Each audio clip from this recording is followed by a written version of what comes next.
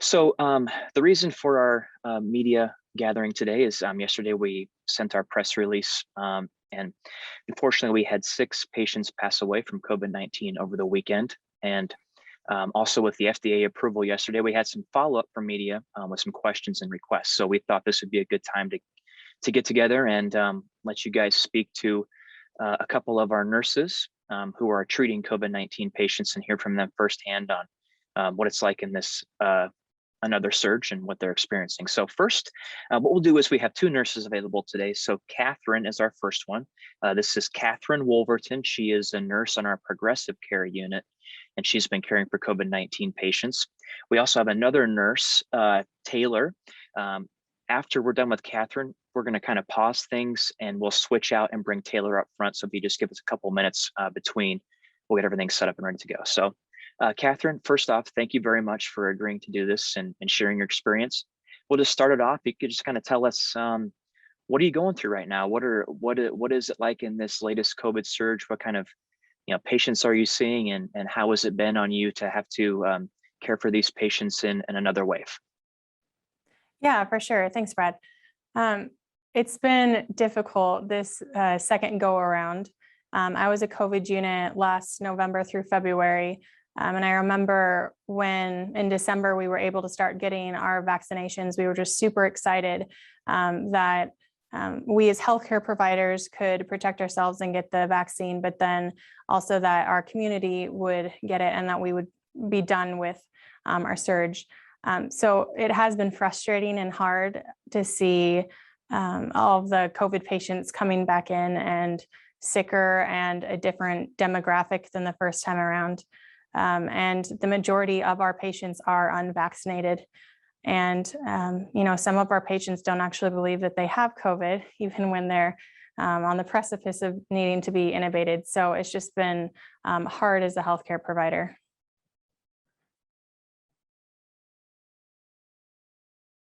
Thank you, Catherine, for sharing that. What I'll do now, I'll just open it up to media if you have any questions for Catherine. So Catherine is right now she is a COVID-19 nurse in our progressive care unit. So before we start questions, Catherine, why don't you just kind of explain to the media and the public what is a progressive care unit, just kind of your daily role and responsibility in this area. Yeah, for sure. So I work on 7 East. It's a renal urology progressive unit. So we take care of a lot of patients that have end-stage renal disease and need dialysis, people with heart failure. We take care of a lot of urology patients. And then we also have a couple of negative airflow rooms where we're able to take care of COVID patients. So we see a pretty wide variety of sick patients. Great, thank you very much. Okay, media, feel free to unmute yourself and ask questions if you'd like to do that. We do actually have one come in through the chat, so I'll kind of go ahead and facilitate that. This is from 1011. What is the toll this wave is taking on you mentally? What is it like to see the people who deny they have COVID and are in bad condition? I think I took it for granted before COVID that a lot of people trusted in science and evidence-based facts and were able to get their information from reliable sources. And through the second surge, sometimes I'm just dumbfounded by the things that people say and their disbelief.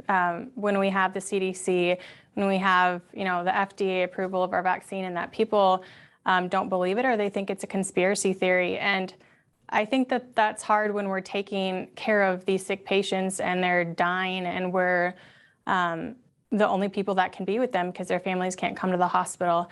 And I just don't think a lot of people understand what it's like in the hospital. And so I guess I cannot believe that there's as much disbelief as there is in COVID. Okay, any other media, feel free to unmute yourselves and ask your questions or submit them through the chat. We did have another one come up through the chat. This is from Channel 8, Jael. When COVID cases ramp up and you work overtime, how does it impact you, your family, and your life outside of work? Yeah, it's been emotional for sure. These patients are very sick, and like I said, when they're dying, we're sitting by their bedside and trying to give them that comfort and trying to make them comfortable. But it's very hard because they're dying of air hunger, and it's hard to see. And so outside of the hospital, my family is all vaccinated and they've been a really good support system, but it has been emotional. Just realizing that we're in the middle of this surge and that a lot of these people aren't going to probably get vaccinated. And so, yeah, it's just been frustrating, and it's hard to not be angry sometimes at a lot of the community, seeing people and have a lot of like unsafe practices and going out in large groups when they're unvaccinated, and just knowing that in 2 weeks, I'll probably be taking care of them in the hospital. Okay, another question was submitted from KLIN. This one, what are some of the reasons that you have heard from patients or from their families of why they chose not to get vaccinated? I've had some patients think that, they're young, they're strong, that they aren't going to get COVID, or if they did, it's not going to be very bad. There's a lot of distrust in the makers of vaccines. And I don't think that a lot of people understand how rigorously vaccines are tested before any of us get a vaccine. And so I think there's probably just a large spread of misinformation. Okay, another question came in from 1011. Catherine, mentally, how are you dealing with another surge? And how do you feel looking toward the future if we continue on this track? I think mentally, I think it's somewhat harder than the first surge because as nurses, as healthcare providers, we know that we are going to see a lot more sick patients, and we're going to see a lot more death. And that makes you kind of feel like giving up, or like, what's the point? These people don't believe that COVID is here, or they don't realize how extreme it is. So I try to just have a lot of good mental health days on my days off to just kind of recharge before I have to come back into the very like politicized atmosphere that I have with some of my patients. Okay. Yeah. Thank you. This question comes from Andrew with KTV. Andrew would like you to say, what is your message to the people who are watching this about vaccination and about wearing masks? What would you tell them, to those people? What message would be to them? For sure. First, if you aren't vaccinated, I know you may think that you may not get COVID, and maybe you won't, but remember the people in your community, the people that you're hanging out with every day, who have children who can't get vaccinated, who are immunocompromised and could die from COVID, or just people that are the elderly. We need to protect everyone in our community. And our vaccine, the Pfizer vaccine, did get FDA approved yesterday. And so, if you think about the routine vaccinations that a lot of us get just at our doctor's office or for our jobs, this is FDA approved now. So if you had that doubt, you can sure go get vaccinated now. And this is just another routine vaccination that could save your life and could save your family. The other thing, being vaccinated doesn't mean that you won't necessarily get COVID or that you couldn't spread it to others, but it does mean that you're going to build up a heck of a lot of antibodies, and that it's going to be so protective to you, and that you're going to be able to probably survive if you do end up getting hospitalized because you've received the COVID vaccination. Okay, our next question comes from Carla at Telemundo. And you can share if you know. If not, we can get a follow-up to this, but this talks about the vaccines. So the FDA has not yet approved the Johnson & Johnson and Moderna vaccines. Mm-hmm. Should people that got those vaccines specifically be worried? And then also a follow-up, if vaccines are all fighting COVID, why was the FDA approval of Pfizer first? Can you maybe just kind of, if you know any of that information, if not, we can get a follow-up, but speak to that if you can. I do think that all of the vaccines are safe. And I think that because the vaccines went through the emergency process of being approved, I think that it's going to take time. I'm not sure why they necessarily decided to start with Pfizer, but I'm sure that they'll be doing the Moderna and the Johnson & Johnson vaccine, that they'll be trying to get that in the works, or it's probably already in the works. But I consider them all very safe vaccines. Thank you. Yeah, Carla, I would echo that sentiment. I think it was a matter of logistics for Pfizer to go through the approval first.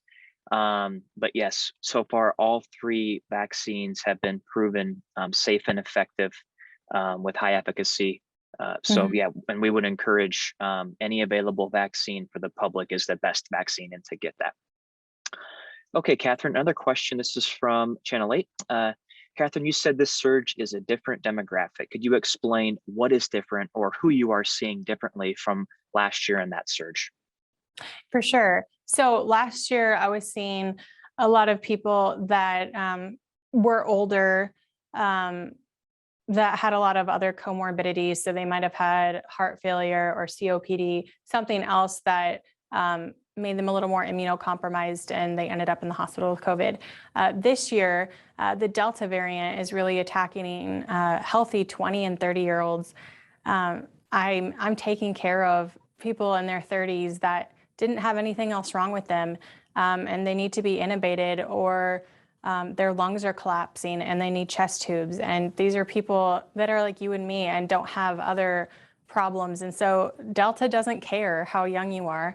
It'll attack you and you'll end up in the hospital. So we are seeing a very young demographic, and it's a lot more contagious. And so we have, I think, around 70 inpatients right now, the majority of whom are unvaccinated right now. All right, thank you, Catherine. Yeah, so I can tell you in terms of our numbers, I'll send that release with the follow-up, but we have 47 COVID positive inpatients. We have 14 that are hospitalized but no longer infectious. And then we have 7 that are awaiting the results of their COVID test. So we're almost about 70, I think if my math is right, that's about 68. So just to let everybody know. Another question from 1011, if this surge continues as is, what do you expect things to look like in the hospital? Do you expect it to be worse than what it was back in November? I think it's hard to tell if we're at, the top of our surge, if we're going to keep getting a lot more patients. I know that right now we have 2 units that are dedicated to taking care of COVIDs, and the rest of the floors we have negative airflow rooms that we're able to take COVID patients in. I do anticipate that more floors will probably have to be opened up if our numbers continue to stay high or increase even more. It does, people's surgeries that they want to get, we are not always able to do those routine surgeries. And we really have to look at, does the surgery have to be now? Is this a life-saving procedure? Because our ERs are full. People are having to sit down in the ER in the hallways because we don't have patient beds because they're all being taken up with COVID. And we're a bigger hospital. So if you look at, a lot of the surrounding community hospitals, if they're also full, we're not going to be able to take those sick patients from other communities if we're completely full of COVID. So I anticipate there being a lot more stress, and logistically speaking. Okay, thank you.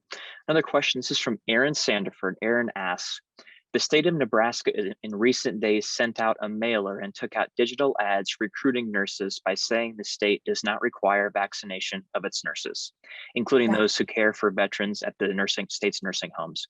Mm-hmm. What, if anything, do you and your colleagues working on the COVID unit and with COVID patients think about this effort, and what is your overall feeling when I'm guessing that you had saw those ads by your just what are your thoughts on that recruit and that push?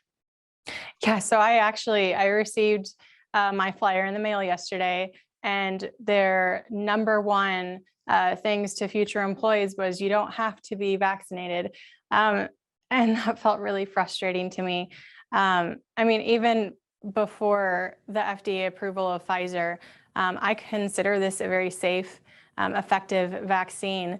And for us to try to attract people for jobs by saying that they don't need to be vaccinated, it's again not believing in these evidence-based facts that this will protect our community. And if you're working with an elderly population, you're putting them at additional risk by not being vaccinated yourself. All right, thank you, Catherine. Another question came in from 1011. somebody on the ground in the front lines, what is it like to encounter doubt and disbelief from your patients, maybe their families, about COVID-19? And what would you say to people who maybe don't want to get the vaccine? What would be your sales pitch to encourage them to get vaccinated? I try to just give my patients the facts and the truths and help them to understand, help them find reliable information when they're on Facebook. There's a lot of misinformation spread there. And I feel a lot of frustration when I have people, denying they have COVID or saying that it's a conspiracy. I'm like, look, these people are dying. I'm holding them in their last breaths. And I bet you they would say they wish they had gotten the vaccine. These 20 and 30-year-olds that could potentially be dying, they have young children at home and they're not ever going to get to see their dad and mom again. So I just hope that people seeing the truth and just seeing what it is like at the bedside, that it's enough to change people's minds and help them decide to get the vaccine. All right. Thank you very much, Catherine. Mm-hmm. Looks like the questions have kind of slowed down. So I think this would be a good time to switch out and bring in Taylor. So media, if you would just give us a minute or two here, we'll get Taylor set up in there and we'll get this restarted here in a minute or two. Thank you. Okay, we'll pick this up now with our second guest. This is Taylor. She is an ICU nurse at Bryan. So she's been caring for, I would say, our most sick patients that have COVID. So Taylor, first, if you could just do the same type of thing, introduce yourself. You can say and spell your name, and then just kind of discuss what you've been seeing in this latest wave and this latest surge, and kind of how you're feeling and kind of having to go through this again. Yeah. So my name's Taylor Kadavy. It's Taylorkadavy. Like you said, I work on the ICU. I've been a nurse since last January. I started up on the ICU here. And we were the first unit to become COVID last March or April. And as a nurse, I have spent more time taking care of COVID patients than otherwise. In my little over a year and a half as a nurse. And I think that just kind of puts things in perspective for me personally. Just my personal career is we've spent so much time with COVID, and it's really difficult because there's still so many unknowns. We don't have a cure, we don't have a treatment. All we have is preventative measures through a vaccine, and that is still something that's so controversial. Through different media sources, different opinions, politics, and things like that. And I think that's the biggest difference this time around, is that last time, we were like, we saw patients, they were getting really, really sick, but it was patients who had to leave the house because they needed groceries, or they had to go to work because they needed to make money, or else they were going to lose their job. They wouldn't be able to afford their house payments, their food, things for their kids. So I think that it was easier to empathize last time, and with everything being so much more preventable this time. All the reports have said, the majority of our patients are not vaccinated. I think the biggest question that I receive as a nurse is, I saw on the news, there were a lot of deaths over the weekend. For this weekend, for example, there were 6. And the first question I get almost every single time is, well, what were their comorbidities? And I think that's becoming just less and less of an issue with who gets sick. And I think that it's more just whether or not you're vaccinated at this point. I think that's the biggest comorbidity. We do see people that come in, some obesity, high blood pressure, different issues and things like that. I'm not saying that every patient that we have is perfectly healthy, but I think that the biggest comorbidity that we state in everyone's history is vaccination status. And like like we said before, the patients are younger this time around. I'm 25 years old for reference, and I've been taking care of patients that are in my age, my generation, on ventilators, on maximal life support, and they're not getting better, and they won't get better. And we've seen those patients that are so young die, and just because, a lot of them didn't think they needed to be vaccinated, and they thought that if they got sick, they would just feel like they had a cold, but that's just not the case anymore. Thank you, Taylor, for that honest assessment. We appreciate it. Media, as always, if you'd like to unmute yourself and ask any follow-ups or submit them in the chat, that's great. I think maybe we'll try and cover a couple of the other ones that were asked and get your take, Taylor, Okay. while we wait for questions to come in. One of the common themes, as you probably heard with Catherine's interview, is how are you dealing with this surge and taking care of patients mentally? How is it affecting you, both at work and then away from work when you're at home with your family? Yeah, I think that the mental toll is another thing that's very different this time around. By the end of 2020 and through early winter of this year, we were exhausted. We were working a lot of overtime. We were tired of the COVID. We were frustrated that COVID wasn't, going away. And then we finally had that little break, and, things were looking up. We were feeling good. And this just kind of hit us sooner than expected. I guess I don't know if anyone expected a surge in the summer in July, like as it came, but here we are. And I think that the biggest thing is that we lean on each other. Up on the ICU, we have a really good group of nurses. We all lean on each other, and then just going home and having a good support system, whether it be family, friends, just people to talk to and people to kind of express those feelings to, and knowing that it's okay to be sad because your patient died, or knowing that it's okay to take a day off, it's okay to have a break, and that caring for our mental health is just as important as caring for our patients, because if we're not mentally well, we're not going to provide the best care. Okay, thank you. Another question, this is from Channel 8. As a newer nurse starting your career in a pandemic, did you ever think that would happen? Did you see that coming, and how has it impacted you in your first full year of working as a nurse? What is it like to start your career in the middle of a global pandemic? Yeah, I would say it's the last thing that I expected. Up on the ICU, we had a really big starting group last year. We had 10 of us start at the same time in late January, early February. And I don't think that's what any of us expected, but these patients are just consistently getting so sick. And I think that, at the beginning, it kind of helped us learn and grow, but at the same time, with COVID, we're learning more about the respiratory failure and all the issues that can come along with it, but there's still so many unknowns. Whereas, if we have a patient come in with diabetic ketoacidosis and their blood sugars are high, we know how to fix that and send them home and get them to feeling better. But we just are still kind of figuring out how to treat COVID the best. But some patients just get so sick that, the end is inevitable. Okay. Yesterday, obviously was great news with the FDA approval of Pfizer. When your nurses and you and your staff heard that, was that kind of a shot in the arm? Because a lot of reasoning behind some people's choice not to get vaccinated was they wanted the full FDA approval to make sure it was safe and efficient. So when you heard that approval, you kind of knew it was coming down the pike. Is that kind of a shot in the arm for you guys in the hopes that maybe more people will get vaccinated? Or how did you guys take that news, and kind of what are you hoping for with that news? Yeah, we were excited.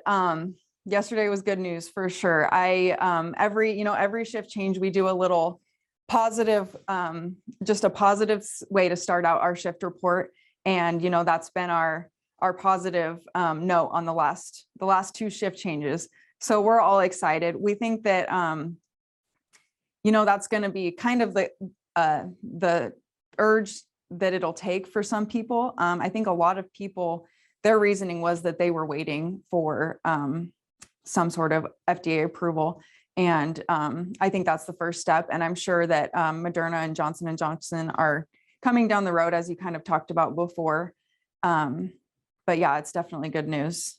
And we hope that that urges the public to, increase the vaccination rates and go out and get their first vaccine. Great. One other theme that we kind of talked about with Catherine was if kind of things stay on this trajectory and we keep seeing an increase in cases and increase in hospitalizations, and now with school starting, there's more events happening around Lincoln. So I know you don't have a crystal ball, but what do you kind of see in the near future in terms of the COVID situation at Bryan and then just kind of around Lincoln and Lancaster County in general? What, if you could predict, or what do you expect, I guess, is a better question going forward in the near future? Yeah, unfortunately, it seems that we're moving in the wrong direction. I think that if we kind of keep up with the pace we're at, the hospital's already full.